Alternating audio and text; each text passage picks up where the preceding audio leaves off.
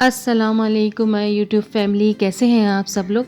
आज हमारी रेसिपी है पोटैटो चीज़ बॉल। तो चलें अपनी रेसिपी स्टार्ट करते हैं।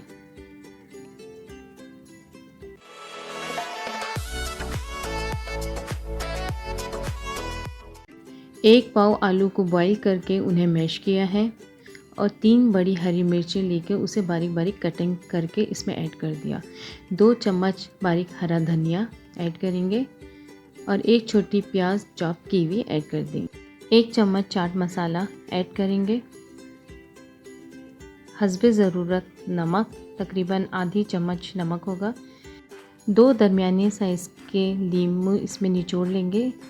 देखिए ऐसे निचोड़ लेंगे ताकि सारे इसके नींबू के जो बीज हों वो आपके हाथ में आ जाए और नींबू का रस सारा आलू के अंदर मिक्स हो जाए।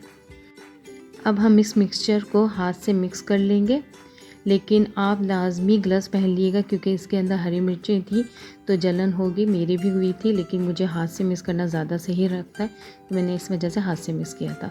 अब मैंने यहाँ पे थोड़ा सा ऑयल लगा लिया है हाथ पे ताकि ये मिक्सचर जो है हाथ पे चिपके ना।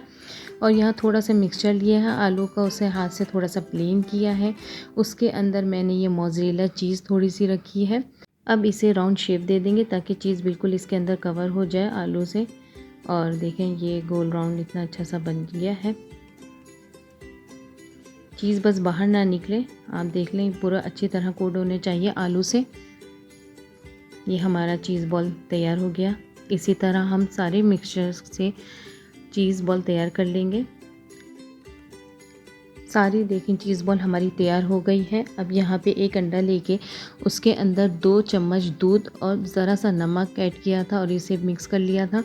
चीज़ बॉल को अंडे में डिप करने के बाद ब्रेड क्रम्स के अंदर कोट करेंगे ताकि अच्छी तरह ब्रेड क्रम्स इस पर कोट हो जाए।